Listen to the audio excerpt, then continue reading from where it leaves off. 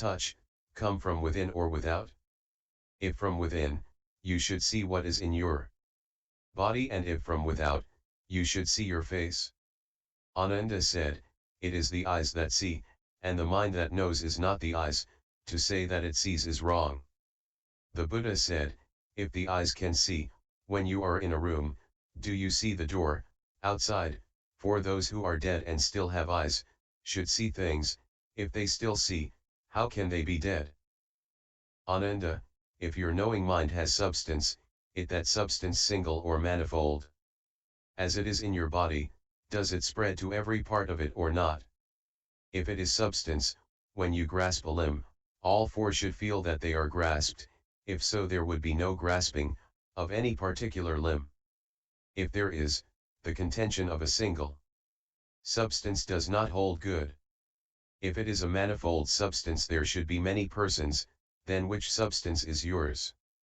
If it spreads to every part of your body, this is the same as in the previous case of grasping. If it does not spread, then when you touch your head and foot at the same time, while your head feels that it is touched, your foot should not, but this is not so. Therefore, your contention that the mind arises where there is union with externals is groundless. Ananda said, World-honored one, I have heard the Buddha discuss reality with other sons of the king of the law, i.e. bodhisattvas. He also said that the mind is neither within nor without. I now deduce that if the mind is in the body, it does not see anything within, and if it is outside, they both cease to feel each other. To say that it is within is wrong, for it does not know anything in the body. To say that it is without is also faulty, since the body and mind can perceive each other as they do so, and since nothing is seen in the body, the mind should be between the two, i.e. the inside and outside. The Buddha said, if your conception of a mind in between is correct, it implies a position for it. Now, according to your inference, where is this intermediate position? Do. 3. No such union can occur because there are only 18 realms of sense and 6 sense data. 4. A reference to Ananda previous contention that the mind is in the body, i.e. the room, and the eyes are apertures on its surface, i.e. the outside doors. You mean that it is, in or on, the body.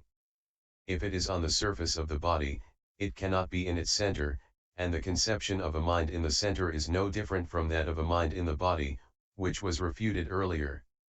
Moreover, is its position manifest or not? If it is not, it does not exist. If it is not fixed. Why? For instance, if a stake is driven into the ground to mark a center, when seen from the east it is in the west, and when seen from the south it is in the north. As this stake can only lead to confusion, so is your conception of a mind in between completely chaotic. Ananda said, the intermediate position that I mentioned is not these two.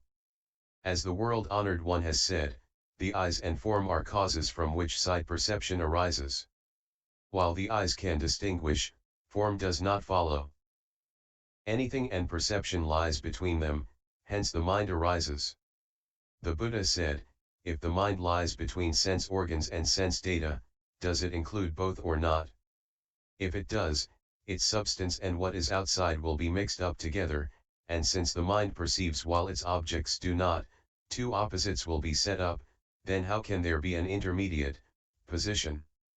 If it is not inclusive, that is, if it is independent of the sense organs and sense data, being neither the knower, subject, nor the known, object, it has no substance, then what is this intermediate?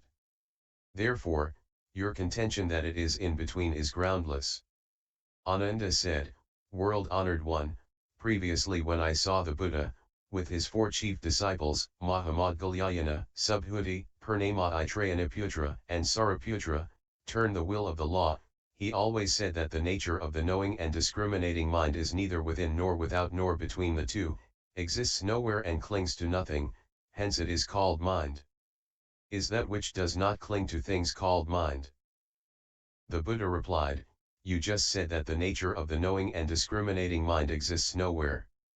Now in this world, all things in the air, in water, and on the ground, including those that fly and walk, make the existing whole.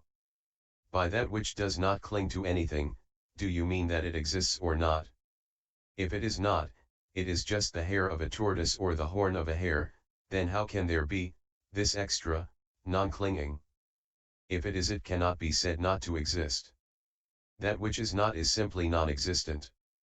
And that which is should have a position, then how can there be no clinging? 5. Therefore, your contention that that which does not cling to anything is the knowing mind is groundless. 6. 5. The very idea of existence implies a dwelling place, hence its clinging. Therefore, both is and is not are a dualism which has no room in the true mind. 6. The absolute one reality is the eternal mind which is beyond birth and death and is the common source of both Buddhas and living beings.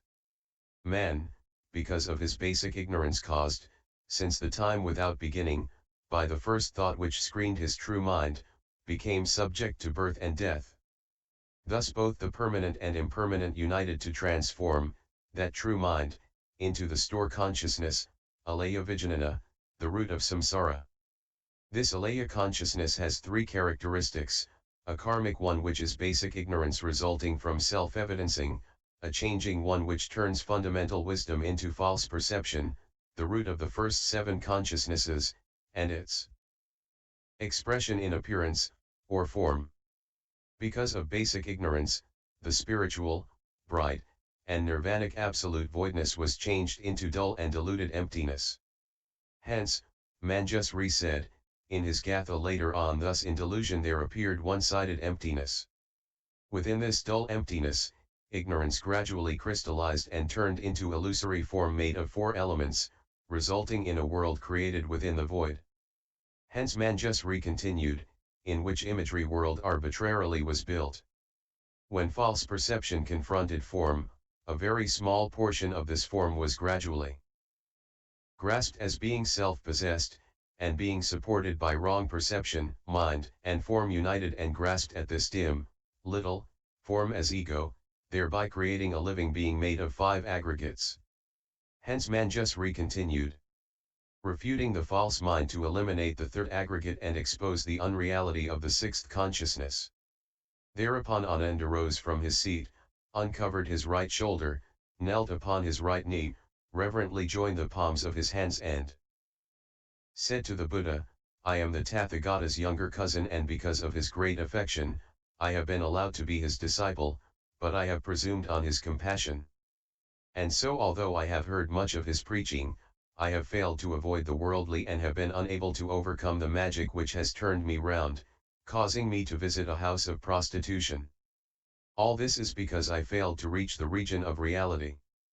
May the world-honored one be compassionate enough to teach us the path of samatha for the benefit of those lacking faith and holding perverted views. After saying this, he prostrated himself with knees, elbows and head on the ground. Then he stood up in reverent silence, with the whole assembly keenly awaiting the teaching. Revealing the bright samadhi. By the Buddha's transcendental power, all sorts of rays of light, as brilliant as hundreds and thousands of suns, shone from his forehead, illuminating all the Buddha lands, which shook with 6 kinds of quake. Thus a number of worlds, uncountable as the dust. Steadying itself, the thinking process made the continents, while the illusory knower became a living being. This is the origin of a living being. Ever after, this living being grasped at his body and mind as his ego. How then can he now recognize his essential, boundless true mind? So in delusion, he thinks that his mind is in his body. Since Ananda clung to a mind within his body, he mistook this illusory mind for true mind, hence he saw only the Buddha's excellent characteristics which he admired, but failed to realize that neither body nor mind exist. As he relied on the 5 aggregates, he divided them wrongly into 6 sense organs with corresponding sense data. He further clung to the 4 elements that produced 5 sense data as his ego's fields of activities, thereby creating 6 consciousnesses and indulging in discriminations, illusions, and karmic acts. This was the origin of the cycle of births and deaths caused by attachment to body and mind as an ego. This strong attachment hardened as eons succeeded one another and can now be broken only by a powerful samadhi. For this reason, the Buddha, before proclaiming this samadhi, asked Ananda where his mind and eyes actually were. The mind which Ananda thought to be in the body showed the place held by the bandits where the king should send his soldiers to destroy them. Since Ananda always treasured his ego, he would suffer shock and alarm if it was suddenly crushed. In order to calm him, the Buddha put his hand on the disciple's head, reassuring him that there was a samadhi called the all-embracing Supreme Shurangama, a gateway through which all Buddhas had reached the profound majestic path. From this point until he spoke later of two kinds of basic inversion, the Buddha aimed to wipe out the duality of ego and things, dharma, thereby revealing the fundamentally enlightened true mind with the aid of the transcendental power of that great samadhi. To break up the illusory ego made of 5 aggregates which all living beings hold as existing, Ananda was pressed in turn to point out the 7 different places in which he thought the mind could be found. Actually, the first 2 aggregates, rupa, form and matter, and vedana, reception, sensation, and feeling, were destroyed, for previously the 4 elements had been grasped as having an ego, with the idea of there being a mind in the body. This is body as an abode of mind.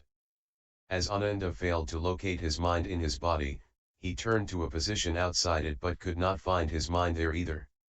So after seeking vainly in 7 different positions, the conclusion was that rupa was non-existent and that vedana was equally false. Careful reading of the text on the mind's so-called 7 positions shows the wiping out primarily of the illusion of rupa and incidentally of vedana. And, as dealt with later in the text, the other 3 aggregates, sanjana, conception or discerning, samskara, discrimination, and vijnana, consciousness, were gradually eliminated. Readers should attend to all this in order to understand this profound teaching. Appeared simultaneously and, by the same power, united into a single world wherein each of the great bodhisattvas, while staying in his own realm, brought his palms together to listen to the Dharma. Point 7. Origin of inversion. The Buddha said, since the time without beginning, all living beings have given rise to all sorts of inversion because of the karmic seed of ignorance, which is like the axis shrub. Point 8. This is why seekers of the truth fail to realize supreme enlightenment but achieve only the states of Sravakas, Pratyekabuddhas, heretics, devas and demons, solely because they do not know the 2 basic inversions, thereby practicing wrongly, like those who cannot get food by cooking sand in spite of the passing of eons as countless as the dust. What are these 2 basic inversions? Ananda, the first is the basic root of birth and death caused since the time without beginning, by the wrong use of a clinging mind which people mistake for their own nature, and the second is their attachment to causal conditions, which screen the basically bright essence of consciousness, which is the fundamentally pure and clean substance of nirvanic enlightenment.